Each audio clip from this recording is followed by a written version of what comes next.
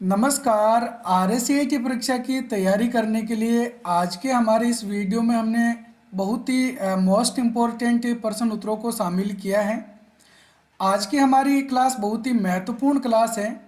आप इस वीडियो को पूरा देख लेंगे तो आप स्वयं ही जान जाएंगे कि ये प्रश्न आपकी तैयारी के लिए कितने महत्वपूर्ण हैं। तो शुरू करते हैं आज की क्लास। हमारा प्रश्न नंबर 1 है, पेन का पूरा नाम क्या होता है? Personal area network, private area network, professional area network या फिर पब्लिक एरिया नेटवर्क।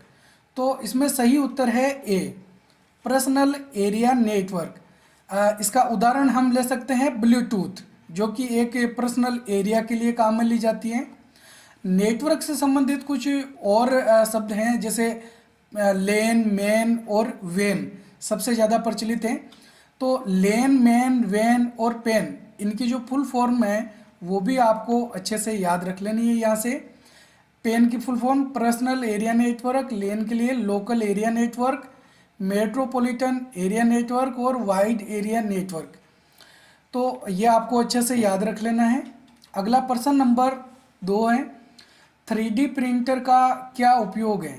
यह मॉनिटर पर 3D ऑब्जेक्ट दिखाता है, यह प्रोजेक्टर स्क्रीन पर 3D ऑब्जेक्ट दिखाता है, यह भौतिक वस्तुओं का निर्माण करता है, यह पेज पर 3D इमेज प्रिंट करता है। तो इसमें सही उत्तर है सी, यह भौतिक वस्तुओं का निर्माण करता है। ठीक है, प्रिंट करने की जगह पे ये क्या करता है? भौतिक वस्तुओं का निर्माण करता है, जो 3D कंप्यूटर से हम कमांड देते हैं। यहाँ पे देख सकते हैं ये इस प्रकार का 3D प्रिंटर है, जो कि एक 3D मॉडल यहाँ पे तैयार कर रहा है। अगला प्रश्न नंबर 3 है, निम्न में से फाइल मेन्यू की शॉर्टकट कुंजी क्या है? Control plus F, Alt plus F, control plus shift plus F या फिर कंट्रोल प्लस ए। तो इसमें सही उत्तर है B, Alt plus F. File menu की शॉर्टकट कुंजी होती है, जिसके अंदर फाइल को सेव करना, ओपन करना, प्रिंट करना, इस प्रकार की जो कुछ कमांड्स हैं वो दे रखी होती है।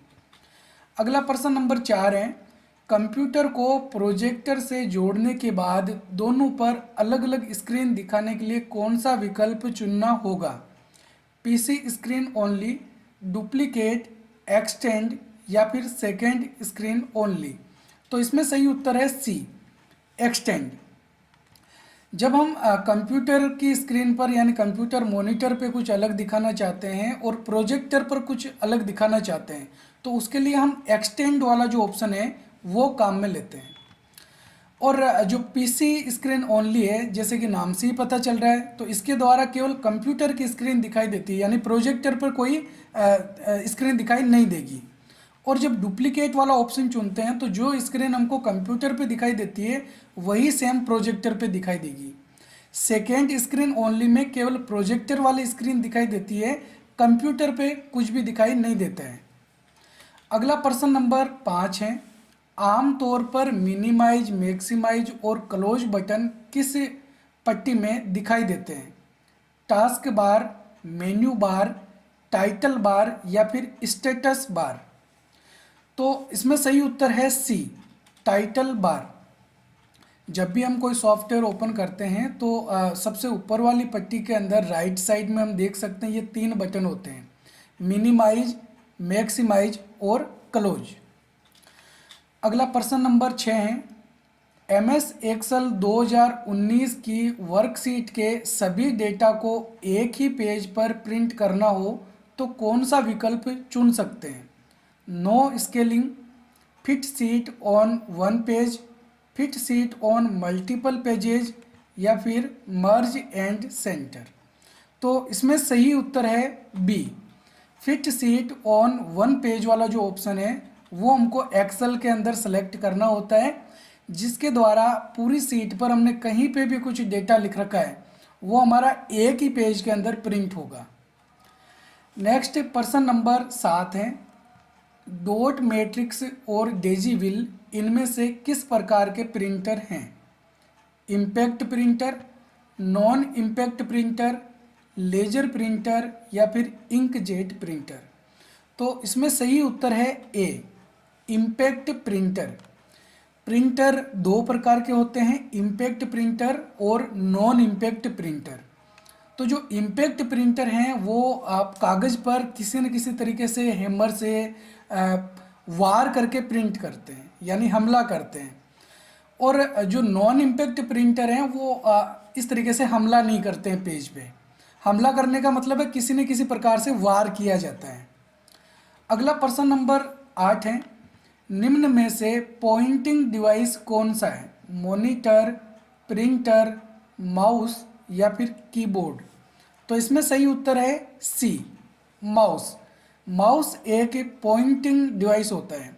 माउस के अलावा जैसे जॉयस्टिक है, टच स्क्रीन है, ये भी इनपुट डिवाइस के उदाहरण होते हैं। अगला प्रश्न नंबर 9 है, पोर्ट्रेट और लैंडस्केप क्या कहलाते हैं? Page orientation, page layout, page size या फिर उपरोक्त सभी? तो इसमें सही उत्तर है ए, पेज ओरिएंटेशन। तो ध्यान में रखना है, पेज ओरिएंटेशन दो प्रकार के होते हैं, पोर्ट्रेट और लैंडस्केप। अगर हम माइक्रोसॉफ्ट वर्ड ओपन करते हैं तो उसके अंदर हमको पेज ओरिएंटेशन डिफ़ॉल्ट रूप से पोर्ट्रेट मिलता है, और जैसे पावर पॉइंट ओपन करते हैं तो उसमें लैंडस्केप वाला ऑप्शन होता है। नेक्स्ट प्रश्न नंबर 10 है, जीमेल में प्राप्त होने वाली मेल से संबंधित सही विकल्प कौन सा है? Send mail, inbox, draft mail या फिर स्पैम मेल? तो जीमेल के अंदर जो प्राप्त होती है वो ईमेल हमको कहाँ पे दिखाई देती है? इनबॉक्स वाले फोल्डर में दिखाई देती है। प्राप्त की हुई मेलें इनबॉक्स वाले फोल्डर में रहती है, और जो हमने किसी को भेजी है वो सेंट बॉक्स वाले में रहती है, और जो अधूरी मेलें हैं वो ड्राफ्ट के अंदर सेव की जाती है। अगला प्रश्न नंबर 11, निम्न में से डेटा क्या है? यह एक हार्डवेयर उपकरण है जिसमें सीपीयू, मॉनिटर, कीबोर्ड और माउस शामिल हैं। यह कार्यक्रमों का एक सेट है। यह कच्चे असंसाधित तथ्यों जैसे टेक्स्ट, इमेज, ध्वनि आदि हैं।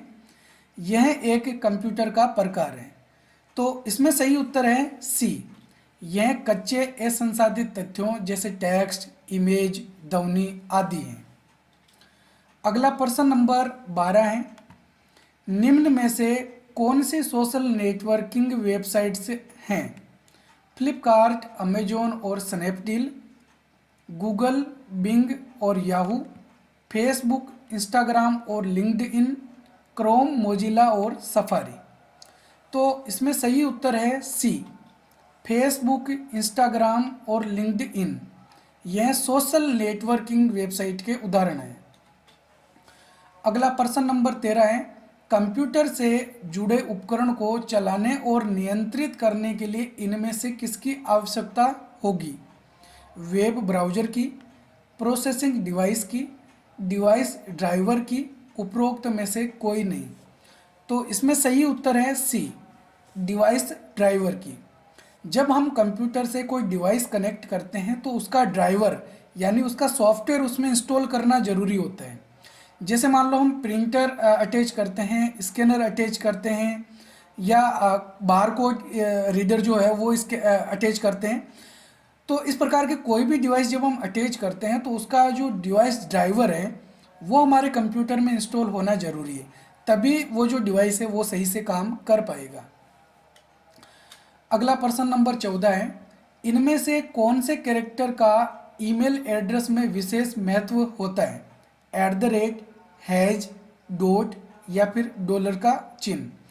तो सही उत्तर है इसमें ए, @ जब भी कोई ईमेल एड्रेस होता है तो उस ईमेल एड्रेस के अंदर @ वाला जो चिन्ह है वो आवश्यक रूप से होता है, और ईमेल में कभी ईमेल एड्रेस में कभी स्पेस भी नहीं होता है। प्रश्न नंबर 15 है, किसी डॉक्यूमेंट को प्रिंट करने से पहले यह देखने के लिए कि वो कैसा दिखाई देता है कौन सा विकल्प चुनते हैं?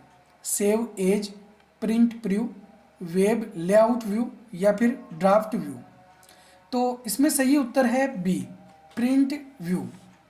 इसको प्रिंट लेआउट व्यू बोल सकते हैं। माइक्रोसॉफ्ट वर्ड में प्रिंट प्रीव्यू करने की जो शॉर्टकट कुंजी होती है वो होती है Ctrl+F2, ठीक है, Ctrl+ F2 के द्वारा प्रिंट प्रीव्यू किया जा सकता है। प्रिंट प्रीव्यू का मतलब प्रिंट करने से पहले डॉक्यूमेंट को देखना।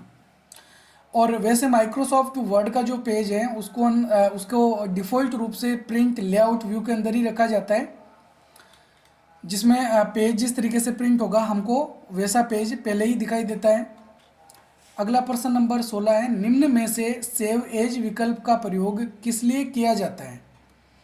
पहले से सेव फाइल को अन्य नाम से सेव करने के लिए, फाइल को दूसरे फोल्डर में अलग जगह पर सेव करने के लिए, पहले से सेव फाइल को खोलने के लिए, उपरोक्त विकल्प ए और बी दोनों। तो इसमें सही उत्तर है डी, उपरोक्त विकल्प ए और बी दोनों इसके अंदर सही है। जो पहले से फाइल सेव होती है उसको कोई दूसरा नाम देके हम सेव कर सकते हैं और उसको किसी दूसरे फोल्डर में यानी दूसरी जगह पे भी सेव किया जा सकता है। अगला प्रश्न नंबर 17 है, .com, .gov, .net और .edu जैसे एक्सटेंसिव नामों को क्या कहा जाता है? Web address, top level domain, protocol या फिर फाइल पाथ। तो इसमें सही उत्तर है बी, टॉप लेवल डोमेन। तो टॉप लेवल डोमेन क्या होते हैं? जैसे यहाँ पे देख सकते हैं ये जो पूरा यूआरएल दे रखा है, यूआरएल यानी कि कोई भी वेबसाइट का जो एड्रेस होता है उसको यूआरएल बोलते हैं। यूआरएल की full form uniform resource locator. तो इसके अंदर ये जो .com लिखा हुआ है इसको हम क्या बोलते हैं? टॉप लेवल डोमेन बोलते हैं, यानी TLD।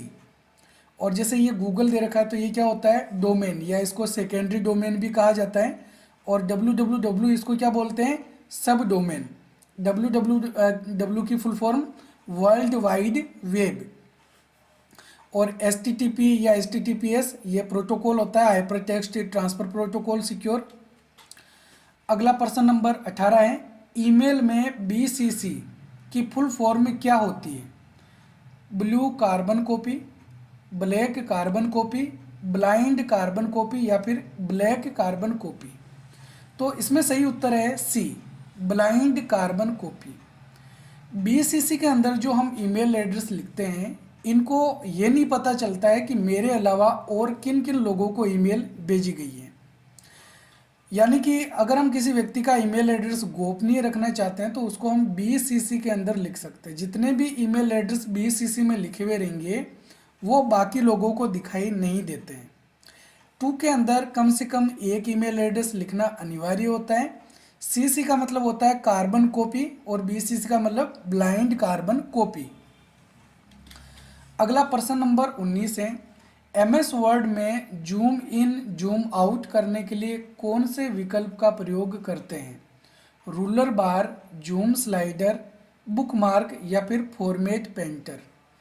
तो जूम इन जूम आउट करने के लिए जूम स्लाइडर का प्रयोग किया जाता है। और माइक्रोसॉफ्ट वर्ड में हम कम से कम 10 और ज़्यादा से ज़्यादा 500% तक जूम कर सकते हैं। अगला प्रश्न नंबर 20 है, MS एक्सेल 2019 में अज्ञात मान की गणना करने के लिए कौन सा टूल प्रयोग करते हैं? मर्ज सेल, पिवोट टेबल, गोल सिक या फिर फिल्टर। तो इसमें सही उत्तर है सी, गोल सिक। अगला प्रश्न नंबर 21, PDF का पूरा नाम क्या होता है? Processing document file, permanent document file, published document file या फिर पोर्टेबल डॉक्यूमेंट फाइल। तो इसमें सही उत्तर है D, portable document file PDF की फुल फॉर्म होती है। प्रश्न नंबर 22, निम्न में से सही विकल्प कौन सा है? इलेक्ट्रॉनिक भुगतान प्रणाली में डेबिट कार्ड और क्रेडिट कार्ड का उपयोग किया जा सकता है। BCR का पूरा नाम बार कोड रीडर है। CRT मॉनिटर आकार में पुरानी टेलीविज़न के आकार का होता है या फिर उपरोक्त सभी। तो इसमें सही उत्तर है डी, उपरोक्त सभी। जो विकल्प दे रखे हैं वो बिल्कुल सही है। अगला प्रश्न नंबर 23 है, निम्न में से ऑनलाइन बैंकिंग का कौन सा लाभ नहीं है? इससे पेमेंट तुरंत प्राप्तकर्ता के खाते में भेज सकते हैं, इसमें दूसरों की तुलना में कम समय लगता है, इसे आप किसी भी समय उपयोग कर सकते हैं, या फिर इससे सिस्टम को मॉड्यूलेट डिमॉड्यूलेट कर सकते हैं। तो इसमें सही उत्तर है डी, ये कोई इंटरनेट बैंकिंग यानी ऑनलाइन बैंकिंग का लाभ नहीं होता है। अगला प्रश्न नंबर 24 है, निम्न में से कौन सा ई कॉमर्स वेबसाइट का उदाहरण है? अमेजोन, फ्लिपकार्ट, स्नैपडील या फिर उपरोक्त सभी? तो इसमें सही उत्तर है डी, उपरोक्त सभी। अगला प्रश्न नंबर 25 है, निम्न में से कौन सा ऑपरेटिंग सिस्टम का प्रकार नहीं है? MS dose, Android, Google Chrome, Windows 11? तो इसमें सही उत्तर है सी, गूगल क्रोम। गूगल क्रोम एक ब्राउज़र का उदाहरण होता है, ये कोई ऑपरेटिंग सिस्टम नहीं होता है।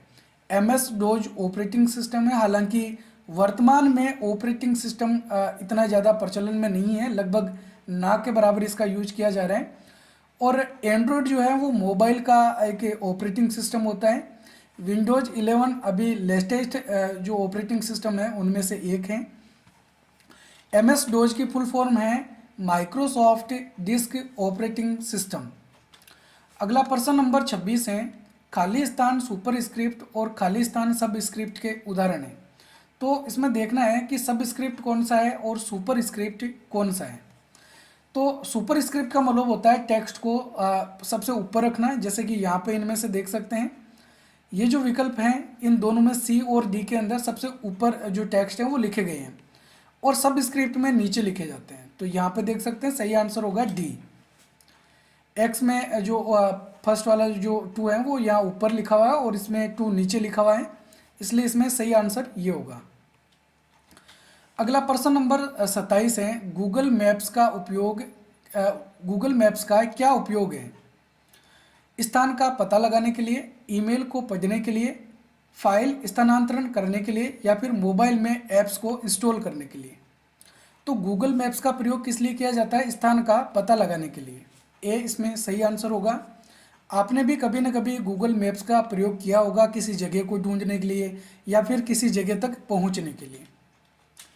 अगला प्रश्न नंबर 28 है, CD DVD में फाइल को कॉपी करने की प्रक्रिया को क्या कहा जाता है? अगर हम कोई CD DVD में फाइलों को कॉपी करते हैं कंप्यूटर से तो इस प्रक्रिया को हम क्या बोलते हैं? स्टोरिंग, पेस्टिंग, बर्निंग या फिर सेविंग? तो सही उत्तर है इसमें सी, बर्निंग। नेक्स्ट प्रश्न नंबर 29, डॉक्यूमेंट में हेडर और फुटर लगाने का क्या उपयोग है? इसका उपयोग पेज बैकग्राउंड में कलर या थीम बदलने के लिए किया जाता है। इसके द्वारा पेज पर बुकमार्क लगाया जाता है। इसके द्वारा किसी वेब पृष्ठ या बाहरी फाइलों को जोड़ने के लिए किया जाता है या फिर इसके द्वारा डॉक्यूमेंट में उस टेक्स्ट को शामिल करने के लिए किया जाता है जिसे प्रत्येक पृष्ठ पर दोहराया जाना है, जैसे कंपनी का नाम और पृष्ठ संख्या आदि। तो इसमें सही उत्तर है डी, इसके द्वारा डॉक्यूमेंट में उस टेक्स्ट को शामिल करने के लिए किया जाता है, उन शब्दों को शामिल करने के लिए हम करते हैं जिसको प्रत्येक पेज के अंदर हम दोहराना चाहते हैं, जैसे कोई कंपनी का नाम है, पेज नंबर है, जो हमको सभी पेजों के अंदर रखना है। अगला प्रश्न नंबर 30 है, MS वर्ड 2019 में फॉन्ट साइज बदलने के लिए कौन सी शॉर्टकट कुंजी का प्रयोग किया जा सकता है? Ctrl+Shift+F, Ctrl+Shift+P, Ctrl+F या फिर Ctrl+Shift++। तो इसमें सही उत्तर है बी, Ctrl+Shift+P। इसके द्वारा फॉन्ट की साइज को हम बदल सकते हैं, फॉन्ट की साइज को बढ़ा या घटा सकते हैं, ठीक है। हालांकि जब हम Ctrl+Shift+P दबाते हैं तो एक फॉन्ट डायलॉग बॉक्स होता है, लेकिन आप जब फॉन्ट साइज पे जाओगे तो वहाँ पे आपको Ctrl+Shift+P फॉन्ट साइज बदलने की शॉर्टकट कुंजी दिखाई देगी और फॉन्ट चेंज करने के लिए Ctrl+Shift+F होगी। अगला प्रश्न नंबर 31 है, निम्न में से कौन सा चार्ट का प्रकार MS एक्सेल 2019 में नहीं है? Area chart, pie chart, column chart या फिर डेटा वैलिडेशन चार्ट? तो इसमें सही उत्तर है डी, डेटा वैलिडेशन चार्ट। ये इस प्रकार का कोई चार्ट नहीं होता है। अगला प्रश्न नंबर 32 है, अपने कंप्यूटर में विभिन्न नेटवर्क कनेक्शन सेट करने के लिए निम्न में से कौन सा विकल्प चुनना होगा? My account, network and sharing centre, network setup या फिर माई नेटवर्क। तो इसमें सही उत्तर है B, network and sharing centre. अगला प्रश्न नंबर 33 है, निम्न में से कौन सा सर्च इंजन का प्रकार नहीं है? बिंग, गूगल क्रोम, याहू या फिर डक गो। तो इसमें सही उत्तर है बी, गूगल क्रोम। ये ब्राउज़र है और ये बाकी जो तीनों ऑप्शन दे रखे हैं ये सर्च इंजन है। गूगल क्रोम ब्राउज़र होता है और गूगल सर्च इंजन होता है। अगला प्रश्न नंबर 34 है, एक आधार लाइन से ऊपर की तरफ उठा हुआ और छोटा अक्षर क्या कहलाता है? आउटलाइन, अंडरलाइन, सुपर स्क्रिप्ट या फिर स्ट्राइक थ्रू। तो इसमें सही उत्तर है सी, सुपर स्क्रिप्ट। सुपर स्क्रिप्ट के द्वारा टेक्स्ट को लाइन के ऊपर लिखा जाता है और सब स्क्रिप्ट के द्वारा उसी लाइन में नीचे लिखा जाता है। अगला प्रश्न नंबर 35 है, मेल मर्ज विकल्प निम्न में से कौन से एप्लीकेशन में मौजूद होता है? MS PowerPoint, MS Word, MS Excel या फिर MS पेंट। तो इसमें सही उत्तर है B, MS Word. MS Word के अंदर मेलिंग टैब दे रखा होता है, तो मेल मर्ज के द्वारा हम कई सारे लोगों को एक साथ मेल भेज सकते हैं। माइक्रोसॉफ्ट वर्ड के अंदर मेलिंग्स टैब के अंदर आप देख सकते हैं इस प्रकार की विंडो हमको दिखाई देती है। तो ये थे आज के हमारे महत्वपूर्ण प्रश्न उत्तर। उम्मीद है आपको वीडियो पसंद आया होगा। आप RSCET परीक्षा की तैयारी के लिए हमारे चैनल को सब्सक्राइब जरूर करें। चैनल को सब्सक्राइब करना बहुत ही ज़रूरी है ताकि आपको हमारे नए नए वीडियोज़ मिलते रहें। वीडियो पसंद आए तो वीडियो को लाइक और अपने RSCET करने वाले सभी दोस्तों के साथ शेयर जरूर करें। वीडियो कैसा लगा हमें कमेंट करके बताएं। हम मिलेंगे इसी प्रकार के एक और नए वीडियो में। तब तक के लिए जय हिंद, जय भारत।